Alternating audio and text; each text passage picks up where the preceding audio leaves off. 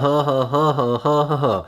Hi everyone, Anthony Fantano here, the internet's busiest music nerd, and it's time for a review of this new Megadeth album, The Sick, The Dying, and The Dead. This is the 16th full-length studio album from thrash metal legends Megadeth. Generally speaking, what can be said about Megadeth that hasn't been said a million times already? Not much. Yeah, they're one of the big four thrash metal bands, with some of the most hard-hitting and influential records in the genre under their belts. But it's also been so many years and lineup changes since those old days. The band is essentially Dave Mustaine and friends at this point. Add on top of that, the 2010s weren't exactly a pretty time in the band's discography. And I went into this new LP not expecting much better, especially with The Sick, The Dying, and The Dead already being a ridiculous title. I mean, The Sick and The Dying is pretty redundant, as I imagine that the sick are so sick they're close to, if not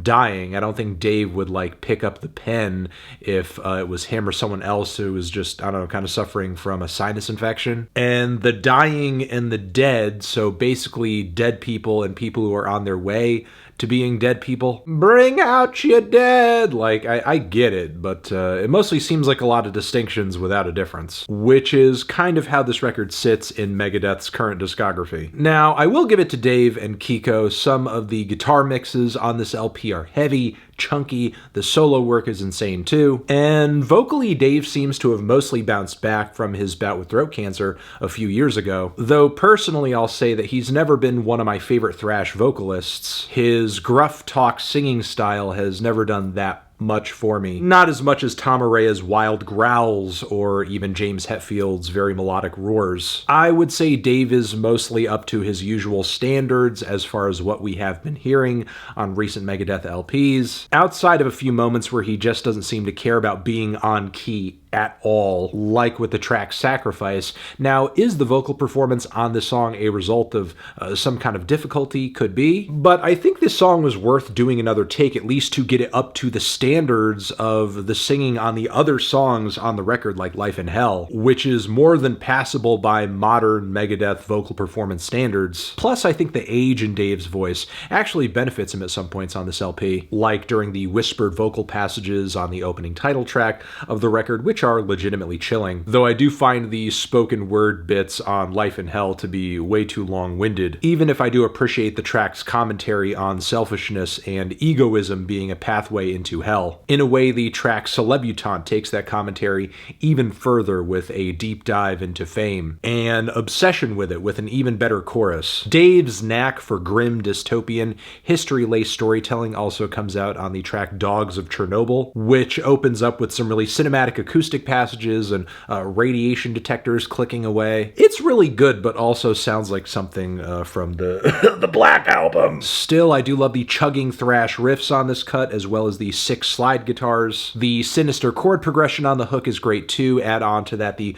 gruesome depictions of hair falling out and skin burning. So yeah, there are some moments on this LP that I think are on point, but there are many others that come across very awkward, weird, or a bit too campy. The song Night Stalkers, for example, is the riff on this track sick? Yeah, but not so sick I want to hear Dave poetically jerk off to images of American military operations being done at night. Even grosser is when Ice-T comes in for this shouted word bit where he's making mentions of night vision and Black Hawk helicopters. There's a lot of great metal, and especially thrash metal tracks throughout the history of the genre about war and the hell of war, but this is not one of them. We kind of get the same military machismo BS with the song Soldier On, which in one line does acknowledge mankind destroying itself through war, but the whole track still reads like more of a glorification than a condemnation, as it kind of seems like the protagonist's answer to all of this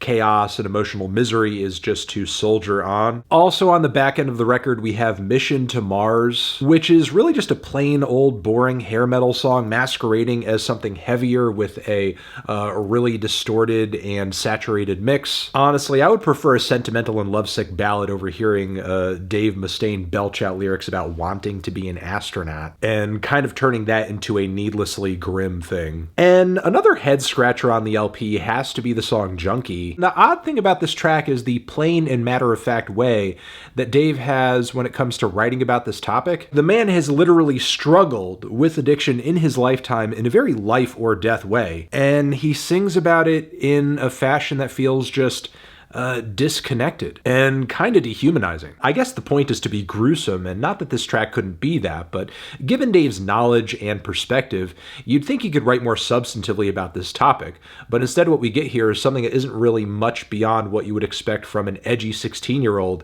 penning something about this. The closing track on the record, We'll Be Back, is not too bad, kind of sounds like a Motorhead song on steroids. The tempo upped slightly, the solo work given a speed metal intensity. Again, it's a kind of righteous and badass finish to the whole LP. However, I would be remiss if I didn't mention the bonus track covers on this thing, one of which is a pumped up version of Dead Kennedy's Police Truck. Yes, the ultimate hardcore punk satire of police brutality is on this LP that also has tracks that are like just getting all hot and bothered over American military might.